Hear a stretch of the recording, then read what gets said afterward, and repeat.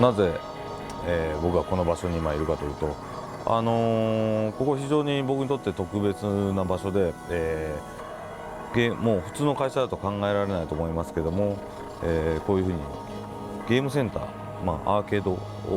再現してるんですね。会社の中にオフィスなんですけども、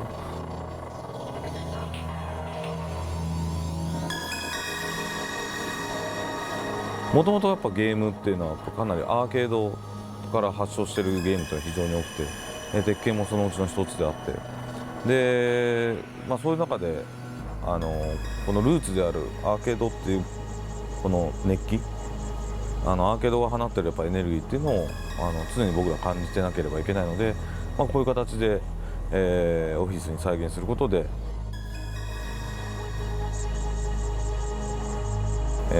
僕にとって例えばアイデアを思い浮かべる場所だったりとか、考え事をするのもゲームプレイしながらこの筐体キャビネットの前に座りながらっていうのは、日常なので、こういう形で、アーケードを再現している、そういうエリアです。はい、こちらだいたい今ここのアーケードコーナーから向かい側にあるところなんですけど、ここはですね、企画のスペースから全体がその米森ディレクターのひげ面の米森ディレクターのところまでが大体企画のスペースです。で、今のチームの人っていうのは僕は非常に粘り強い人だと、忍耐強い人だなっていうふうに思います。本当に日々修行をしなきゃいけないような仕事であっても、耐え抜く力を持っている人たちなので、そういう意味では非常に信頼できるチームだと思ってます。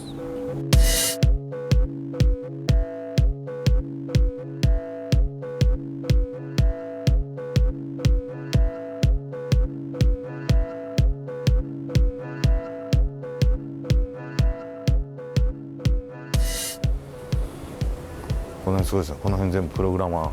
こっちもあっちもプログラマーです。で、あんまり細かくは見せれないですけど、みんなこういうふうにですね、バーッといろいろ入りながら打ち合わせをしながら、激しい会議が行われているというのはなんとなく理解できると思います。ちょっと今ディレクターいましたね。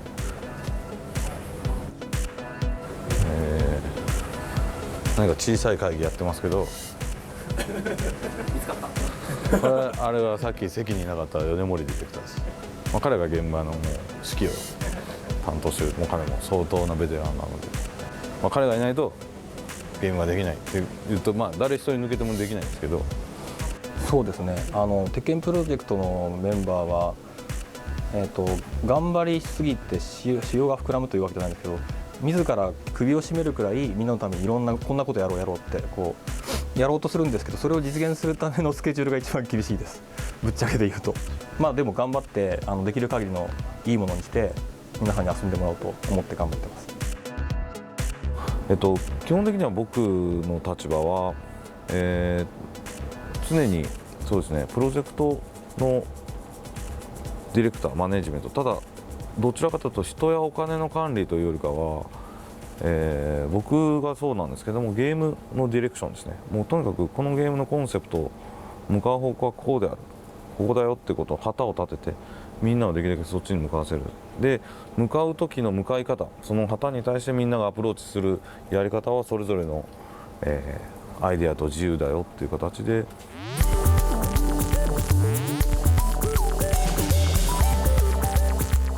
で、ここなんですけど、東京湾の芝浦ふ頭という場所で、もう海のそばなんですけど、僕大体もうずっとねヨットを学生時代からやってて海が好きなので、ちょっと前まで12年間ここに住んでました。で大体ここに来る時っていうのは、仕事で悩みがある時とか、あとアイデアを考える時とか、そういうふうにねちょっとぼーっとしたりとかする時にここで休んでます。でもとりあえず今日はもうこうやってあんまりぼーっとしてる時間はあんまりないので、早速出かけたいと思うんですけど、 OK Today Tekken takes Tokyo Come with me。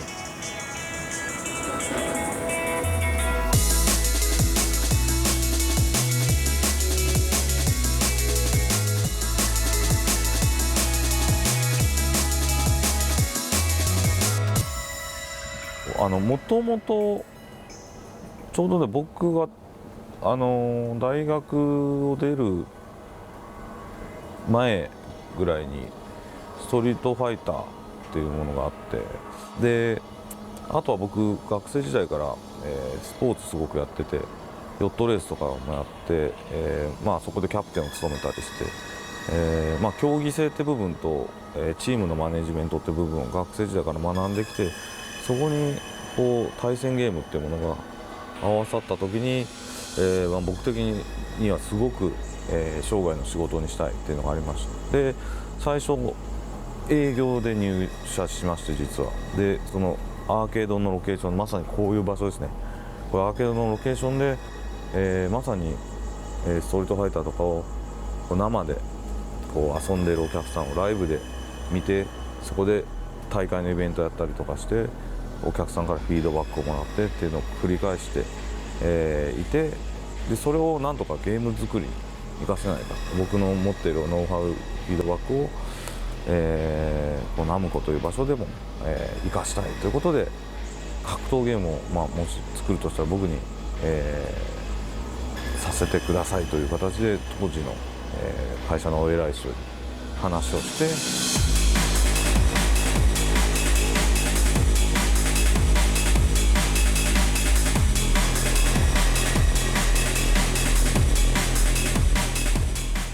はい、新宿来ました。新宿です。こっちはね歌舞伎町なんですけど、実は僕ね社会人1年目は新宿で働いてました。なんで意外とこの辺は詳しいです。じゃあ今からね特別なちょっと僕が最近気に入ってるバーに行きたいと思います。こちらこれねピンときますね。これ行きたいと思います。どうもどうも。どうも。お願いしますね。こちらカッポンバー。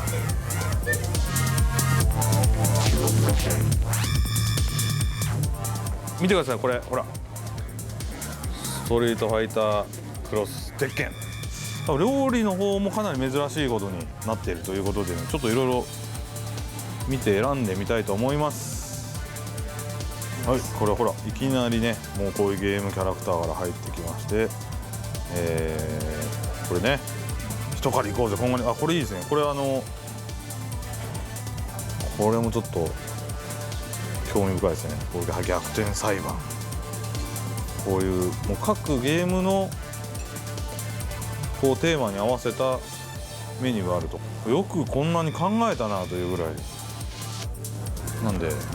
お待たせしました。はい、波動拳と雷神拳でございます。お食事の方、後からお持ちいたしますので。はいはい、わかりました。これすごいな。これは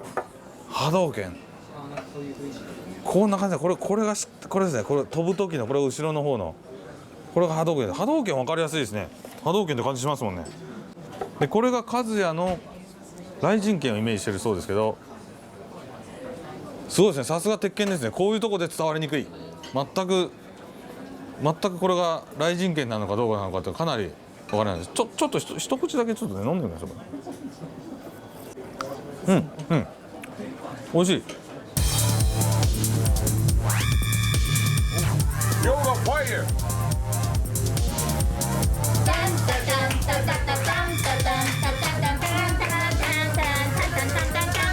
せーの、ジョージにやってます。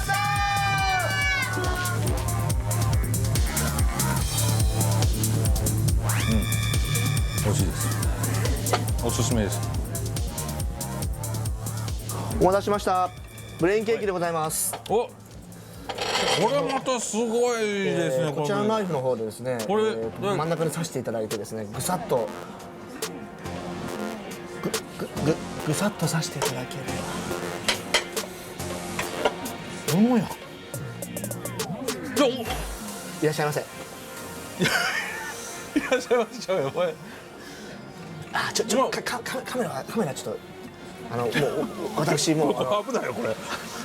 カプコンバーいやこれもすごいけど、これ小野です。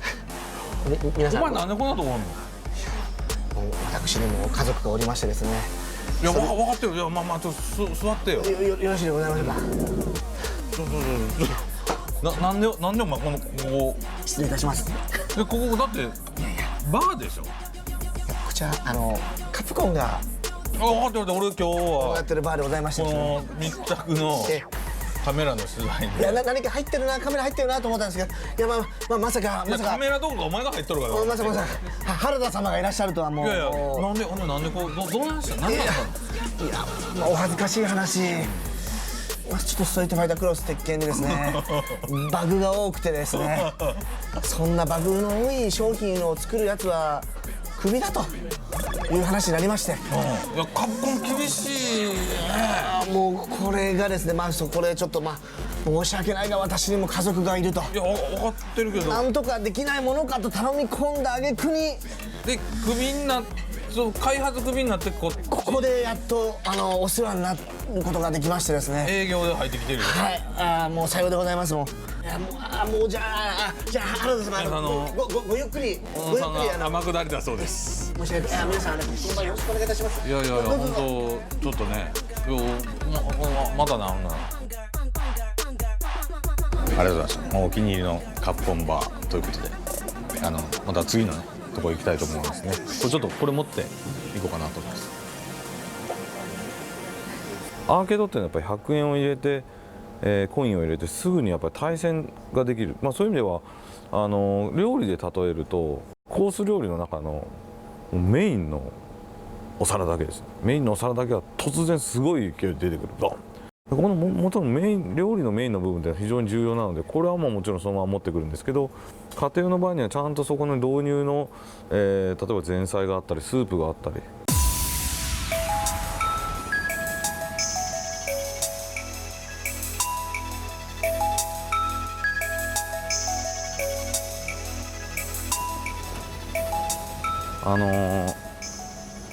この辺りですね。どっちあっち。この辺大体アニメーションで作ってるところです。日本ではモーションっていうんですけど、大体アニメーションといえばどこの国でも分かると思いますが、まさにここでこんな感じで動きを作ってはチェックしというのを繰り返してて、もう彼らも結構すごい経験の長いベテランスタッフが揃ってます。鉄拳っていうのは、独特のその押した時のボタンのフィーリングというのがあります。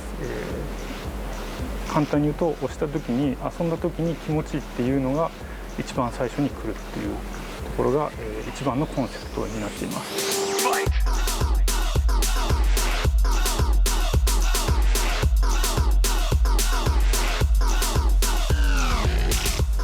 リアルを超えた超リアルというものを心がけているんですね。一見するとものすごくリアルな、存在するようなキャラクターの、顔をしているんですけれども、ただありえない筋肉量だとかを持ったキャラクターで、漫画と、リアルの間のようなものを心がけているんですよ。でそれはアメリカンコミックを映画化した時のような感じで、演出の方なんですけれども、主に演出の方のアニメーションは、各鉄拳のその物語仕様によった演出がありますので、そちらの方に合わせた、今回はタッグ2タッグなので、タッグのキャラクターとキャラクターのお互いの関係を表すようなモーションキャプチャーを撮りました。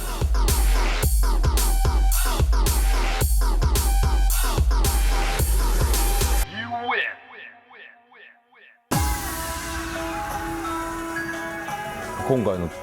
タッグはもうただ12年前からようやく復活って言われてますけど、実は今までの鉄拳シリーズでも一番もう完全新作、何もかも新しくなっていると言えます。それは何を思って作ってるかというと、やっぱ画面に4人出る。鉄拳6の時の描画の2倍なんですよね。普通格闘ゲームって2体しか出ませんで、それを両方で出せるようにするっていうのは、完全に描画エンジンっていうのを見直さなきゃいけないです。だからこれを描画エンジンを作り変えます。だって2倍の負荷なんですから。でこれは非常に大変なことで、結局鉄拳6からのエンジンっていうのは使うことができなくて、タッグ2からもう描画エンジンっていうのも全部組み替えましたし、そもそもバトルシステムのスクリプトの部分、バランスを取るため、技を入れるためにこう打ち込む、キャラクター制御しているスクリプトの部分なんですけど、これも全部見直しになりました。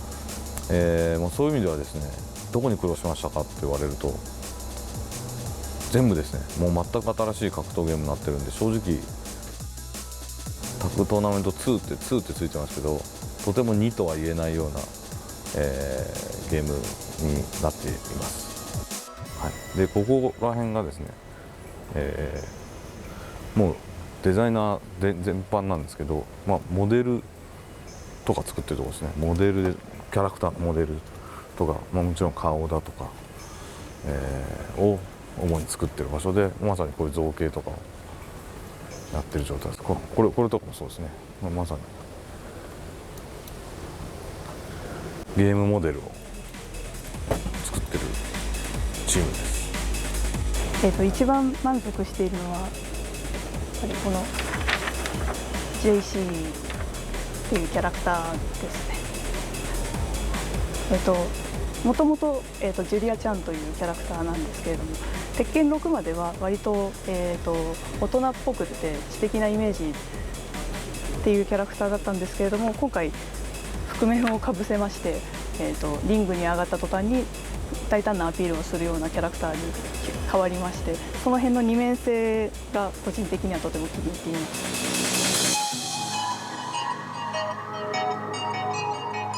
最初にアーケードで増やした時っていうのは、特に北米とかでは、また欧州のファンの方から、この2つなんですよね。だいたい欧米で風間淳っていうのはすごく、復活要望っていうのが一番高かったんですね。昔人気はさほどなかったんですけど、復活要望に関しては間違いなく1位だったので、風間淳を復活させました。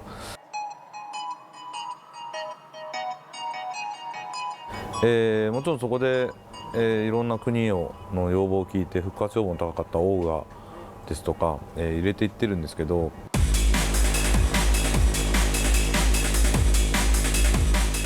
チーム全体として頑張ったことはですね、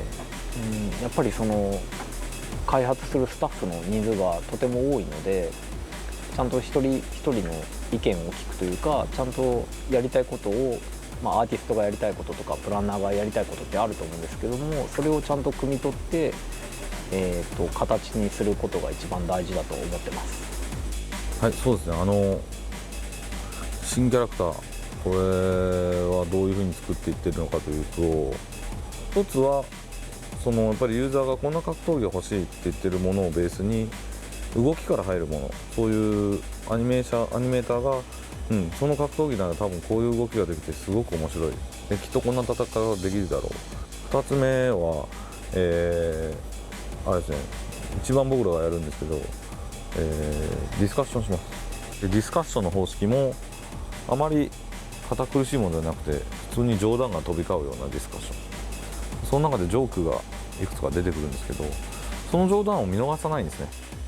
その冗談も冗談として流さずに、一応アイデアとしてストックしておく。でそれがいつの日か、一つの面白いネタと思って、まあ、例えばみんなのディスカッションでもあったのは鉄拳6の時にすごい人気出ましたけど、ボブっていう太ったキャラクター、もうすごく太ってたけど動きが速い、まあ本当そういうギャップがある冗談みたいな話ですけど、それをまあ真面目にかっこいいキャラとして作ろう、コミカルなキャラではなく、もう太っていて素早くてかっこいい、これを全部実現するんだってやったのがボブ、まあ、例えばそんな感じでディスカッションして生まれるもので、もう一個やり方があって、これは結構いくつかやっぱそういうキャラいるんですけど、私がもうかなり強引なコンセプトを立てる、まあ例えばもう大体この国の出身で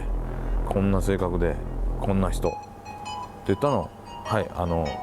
ビジュアルの人がイラスト化してみてください、なんかみんなそれにアイデアを足してくださいって形で、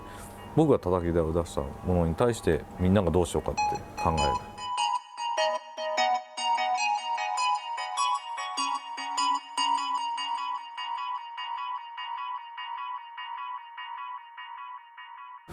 ゲームのコアの部分のシステムを組んでる、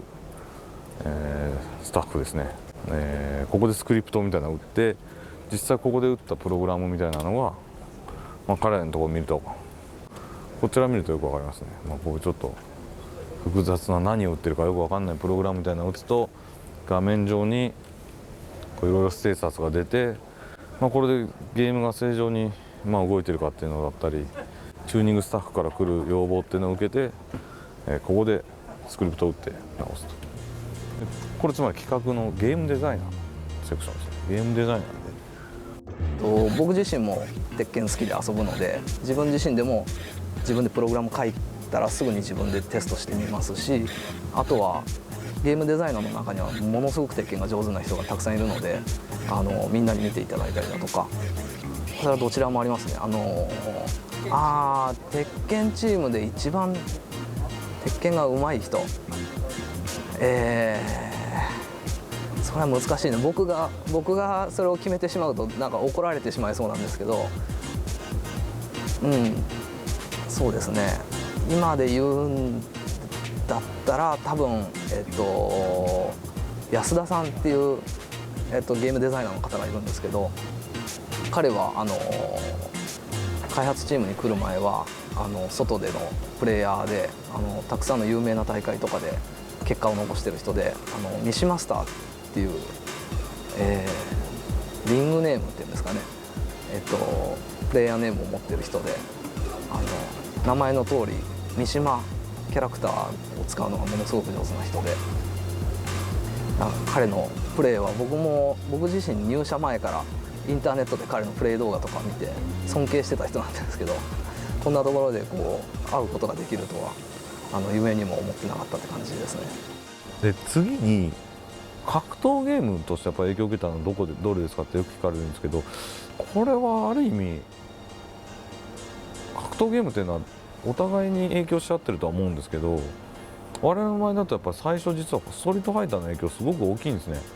3D 格闘にしては珍しくレバーでガードする、そしてボタンが全て攻撃ボタンである、ここは確実にもうストリートファイターの影響ですよね。ここナムコのアーケードです。結構マニアに人気の巣鴨っていうところ、プレシーキャロット巣鴨店、中入ってみましょうね。ここね、これは鉄拳のライブモニター、これが、全国、日本全国だけじゃなくてワールドワイド、アジアオセアニアにもつながっていて、世界中のリプレイだとかランキングだとか見れる結構優れものです。でね、こっちがね、鉄拳道場の拳道場って言って大会とかの、有名プレイヤーのね名前が結構載ってるんですけど、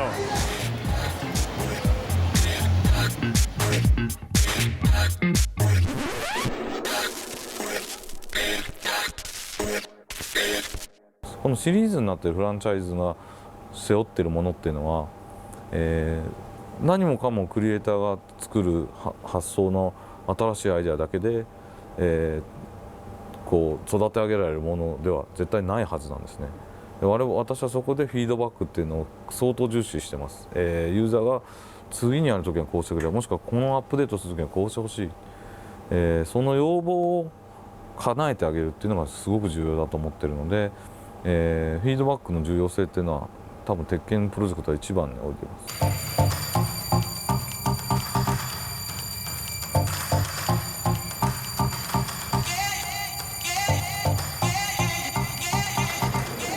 バンダイナムコの社食社員食堂なんですで、基本的に社員の人だけにサービスされてるところで、結構値段も安くて、一応ヘルシーな健康的なものがあって、で普段大体みんなこう仕事の話をしながら、僕がよく言われるのは原さんが食べてる横にいつもお地蔵さんみたいな、お地蔵さんって分からなくてジャパニーズお地蔵さんっていうなんかそういう日本で言うとね、海外の人に分かりにくいと思うけど、海外ではゴーストとかそういう家に住み着いてるなんかみたいな自爆霊みたいな分からんか、そういうのが見えるっていう人がいるんだけど、隣の方の紹介をさせてもらってもいいですか？隣っていうのはどう右隣の右隣に誰か見えます？もし右隣に誰か見えてるんだとしたら、おそらく、よく言われることなので、僕も慣れてしまってますけど、多分僕の横にいるのは見える人がいたとしたら、パリマラソンで、22キロ地点でフルマラソン22キロも大したもんですね。22キロ地点でね、リタイア無念のリタイアをしたナルトだと思うんですけど、ナルトが見えてませんか今隣に。ナルトさんをちょっと呼び出しますので、今からナルトの中の人ガバーンだってばよアホかあれってめっちゃ怒られたからだ。なんで？ナルトでなんでお前リタイアしたの？だからナルトリタイアってやっぱ書かれてる。諦めたからなって言われて、この人は気で頑張ったけどね。パリマラソンを、ニュース見た人いると思いますよね、欧州の人で。パリマラソンをナルトの格好をしてフルマラソンを走るってやったんですけど、リタイアしちゃったから、いやー怒られたね。そのせいでいろんなところの世界中のニュースでナルトがリタイアって書かれてるんですよ。訂正しろって言われたからね。これはナルトリタイアじゃないけど松山がリタイアしたんだよ。そう松山ナルトはリタイアしてないからって訂正しろって言われていやでももういろんなところのヘッドラインニュースで、ナルトリタイアって出てたんで。ちなみにこの中で毎回来るたびに思うんやけど、入り口にね、気がついたらね、めっちゃでっかい文字で関係者以外立ち入り禁止ってある時から書かれるようになってて、多分あなたみたいな人が紛れ込むからですよ多分。しかもね1箇所じゃないのよ、何箇所でも書いてあるんだよ。多分誰が増やしてんのあれまたあいつ来てるうちはだからそうバンダイナムコの社員が基本的に使えないんですよね。でこのここはね部外者なのでダメなんですよ。この人いつもよくいるんですよここ。結構週に何でも利用してますねこれ。結構いるんですよ結構いるので、多分彼すごく声もでかくて目立つので、多分社員以外入るなっていう張り紙がどんどん増えていってるっていうのは多分この人が原因だと思います。あとお客様ボックスの中にさ、最近ちょっとメニューが一巡するのが遅いよって書いたのなんかパックマンの中にちょっと入れてんねやけど触ってないね。当たり前ですよ。部外者が書いてる部外者が書いてる聞いてくんないのかな。それはそう利用者よ利用者。利用者ではあるけど関係で社員じゃないですよ。社員食堂。ああそうねあなた別の会社の社長でしょ気づいたそんなにメニュー気になかったら持ち込みなさいそうやんなツイッターをねすごいすごいというか結構どうなんでしょうね、業界でもやってる方なのかな。確かにフォロワーももう何万人もいて、いろいろやってるんですけど、実は僕自分自身から一人でツイッターをずっと一方的に僕だけが何らかずっとつぶやいてるってことはほとんどないんですよ。僕のツイートを見てもらえると分かりますけど、そうですね、半分以上が、ユーザーというか僕のフォロワーの人が僕に対しての質問もしくは提案もしくは時によっては怒ってたり苦情だったりってことに対してそれに対して答えるっていう感じでつぶやいてることが多いですね。だから決して僕から意見を言いっぱなし、ユーザーから言われたことは読みっぱなし、読んでるだけではなくて双方向に、やってるようにしてる。この今打ち合わせスペースですね。ここで結構みんな軽く、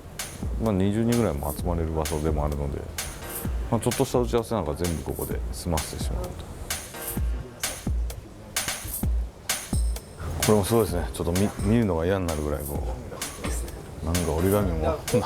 これもよくわからないですけど、ドバーッとこれも見てください。こんな感じですよ。こんな感じです。すごいです。これをみんなで整理しながらどうやっていくかっていうのを考えてやる。そうですね。我々の秘密ですか。実は結構その PC のゲームとかを僕らこの鉄拳って PC にまだ今のところ、今回は秘密ですけど、今のところ今まで一回も PC ゲームとかに移植したことがないのに、実は意外と PC ゲームをすごいやるんですよ。で PC を組み立てるのも趣味だったり、 PC のゲームでオンラインゲームですね、いわゆる MMORPG とかっていう、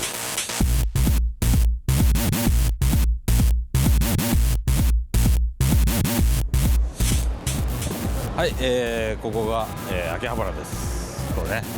あそこね、ほらこういういろんなパーツとか電気のやつがいっぱいあって、ここが普段僕がよく来る場所です。でね、ゲームセンターもあってゲームソフトもありますし、もう何でも揃えます。僕の大体 PC をね、いつもここでパーツを買ってこう組んで、自分で組み上げるというのをやる場所がこの秋葉原です。はい、というわけでここです。オリオスペックというわけで行ってみましょう。僕ね、一番お気に入りのお店のオリオスペックさんです。はい、でここパッと見てね、ほらここいきなりわからないでしょ。何かこの普通 PC とかだったらいろいろ PC の分かりやすいパーツあるんですけど、これで、ね、全部ねこれねポンプとかなんですね。ポンプとかです。これわかります？こう水で冷やすやつなんですけど、こういうポンプとかね、これはねラジエーターなんです。ラジエーター、もうこういうの見るだけで僕もワクワクしちゃうんですね、僕は。でこれ大体こう冷やす専門で見てください。これは店長さんです。オリオスペックの店長さんです。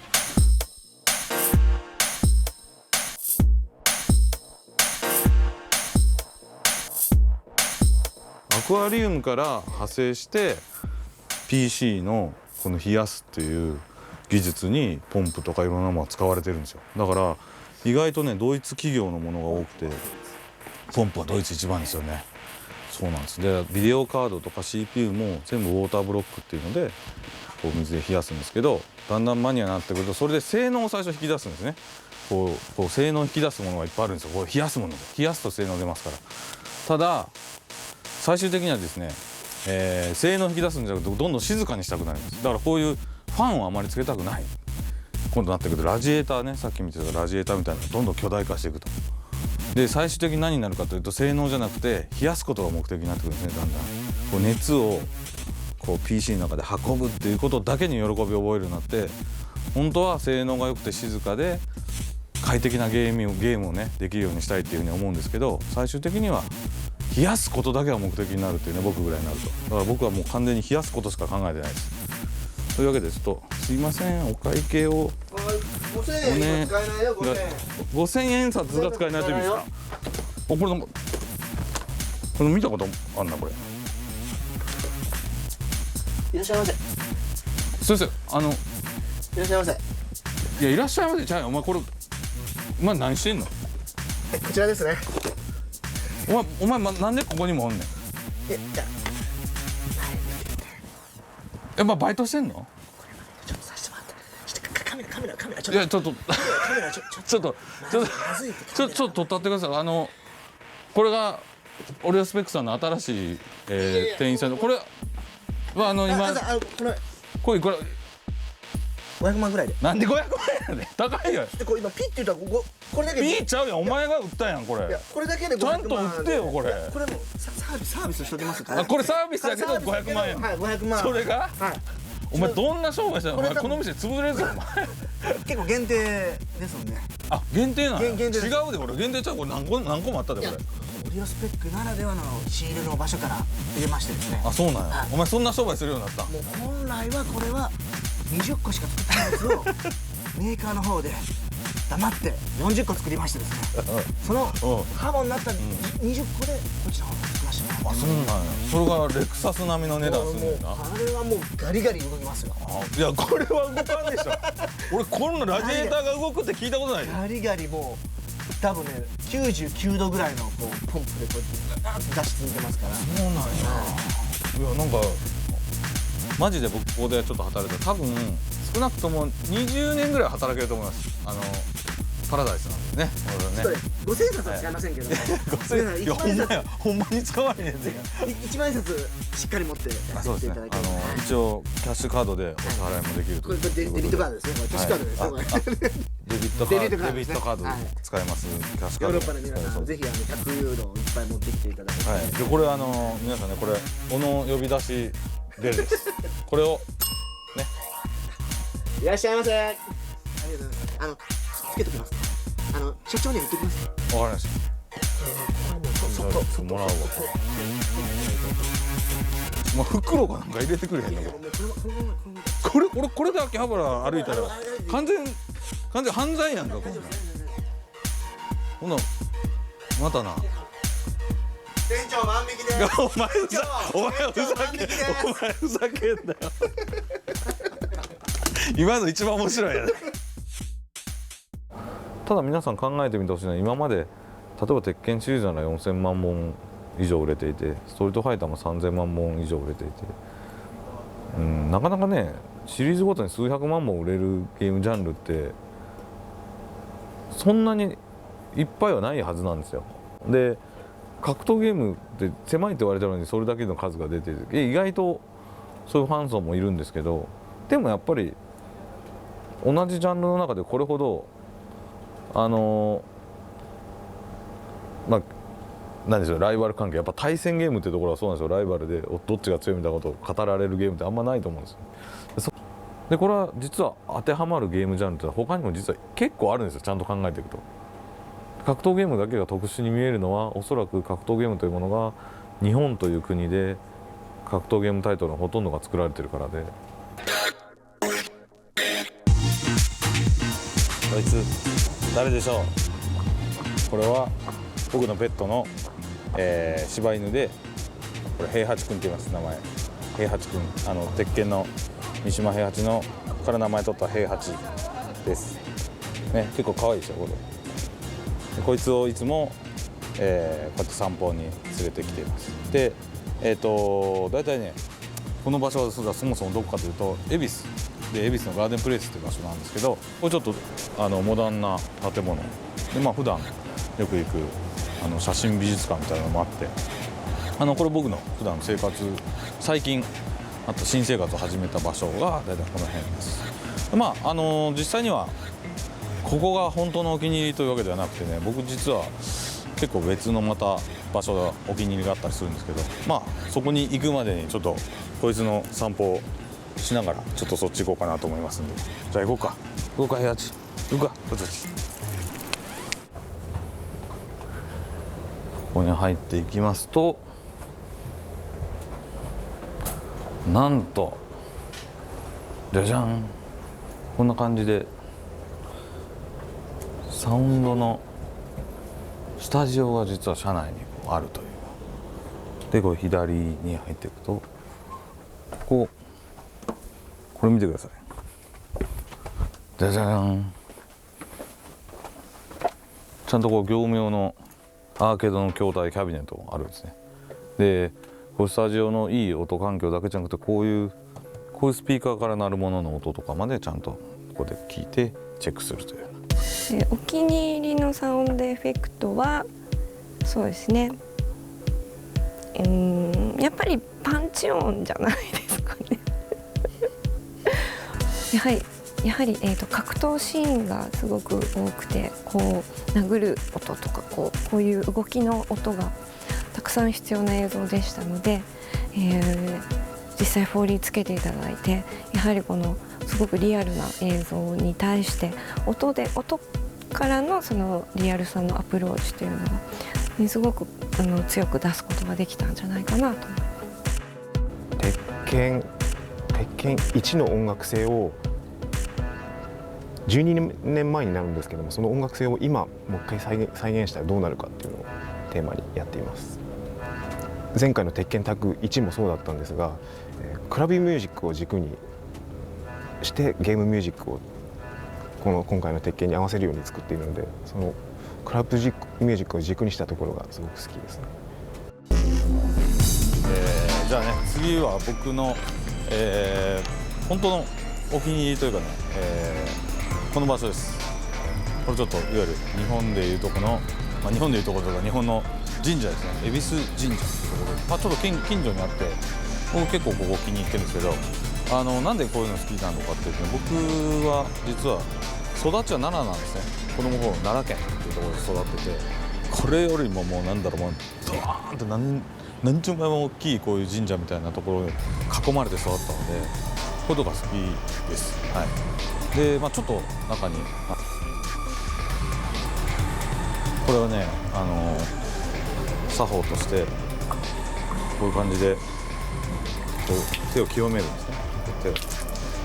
てこれは先ほどのお賽銭です。でこれを入れると。でこう突きをしてという感じでね、お願い事とかを、本来するんですけど、僕は基本的には神様にお願いするのではなくて、自分で頑張らなきゃいけないので、基本的には神様にお願いする時間があったらちゃんと仕事を頑張りましょうというのが僕の本当は基本です。でも一応ね、こうやってざっくり回ってきましたけど、大体そうですね、今見たら分かると思うんですけど、ここフロアだけでも正直言うと常にもう今100人以上ですね。もう正直関わってる人間だけでいうと200人近くが、鉄拳の鉄拳一つだけじゃなくていろんなことやってますよね。いろんなプラットフォームでいろんなことを同時に展開しているので、もうこのフロアほとんどが鉄拳、ある時は半分ぐらいはソウルキャリバー作ってたりとかってするんですけど、こんな感じで我々チーム全体やってます。はい、僕は求められる限りは存在すると思います。ただし結果論誰にも求められないのであれば、姿形を変えるというよりかはこのジャンル自体がまず一旦は一度なくなるのかもしれないですね。ただ今のところご存知のように面白いことにですね、アーケード文化がなくなってオンライン化が進んだのにかかわらず、格闘ゲームの大会っていうのは昔より増えてるんですよ。15年前よりもの格闘ゲームがすごくこう盛り上がり始めた時よりも15年後の今の方が格闘ゲームのこうみんなが集まってやる大会って増えてるんですね。この事実っていうのは一つ面白い未来を示してるんじゃないかなというふうに思います。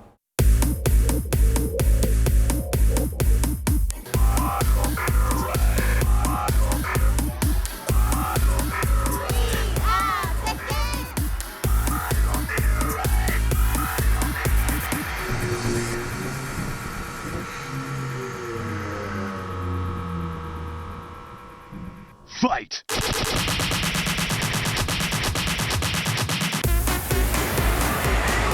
はい、やってまいりました。秋葉原の東京レジャーランドというゲームセンターです。これね、ほらこっち見てください。これが、今鉄拳の最新版のアニメテとみんなが対戦している風景なんですけど、これちょっと海外とスタイルが違うのは、海外はこう横に並んでみんなで対戦すると思うんですけど、日本の場合は向こう側、この筐体の向こう側の人とこう対面でこう向かい合って対戦するっていうのがオーソドックスなスタイルで、まあここの手前で今やってるこの2人、この一番手前これワールドチャンピオンのノビですね。でここ非常にもう鉄拳でもかなり今盛り上がってる鉄拳のメッカみたいな場所です。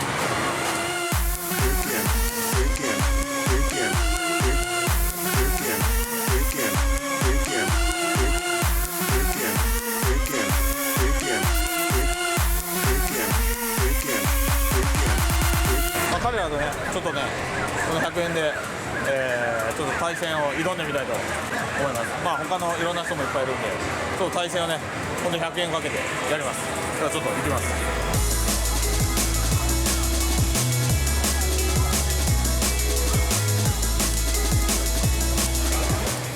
鉄拳歴5年半ぐらいになります。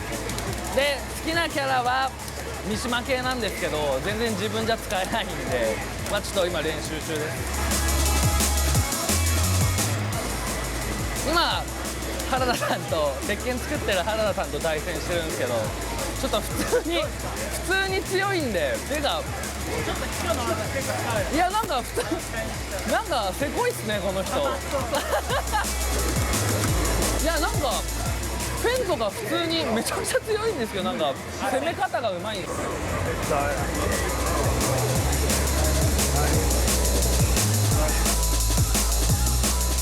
普通にうまいじゃないですか。びっくりしましたよ。いやいや太田と僕は強いですよ今日朝から、東京ずっと回ってきましたけど、どうでしたでしょうか。大体僕の生活とか、まあね、いる場所とかお気に入りの場所見てもらったと思います。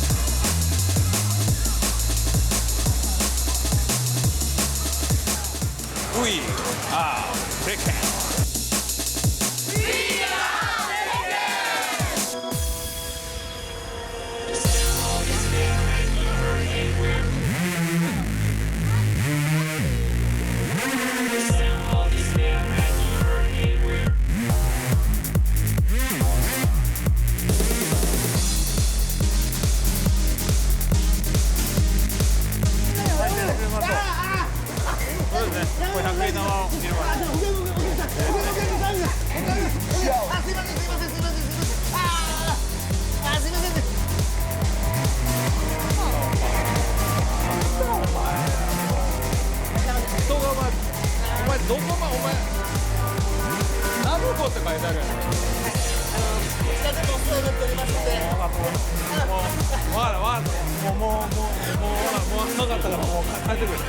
カメラは分かってるのか。確実に映りてきてるやん。カメラはやめる。